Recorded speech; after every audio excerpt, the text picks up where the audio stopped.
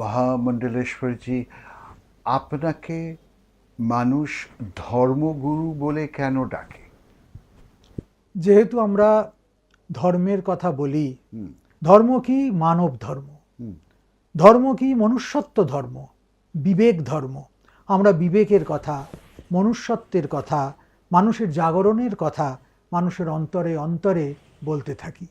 আর সেই জন্যই আমাদের মানুষ বোধহয় ধর্মগুরু আপনি বলে। বাংলাদেশে এত পপুলার কেন?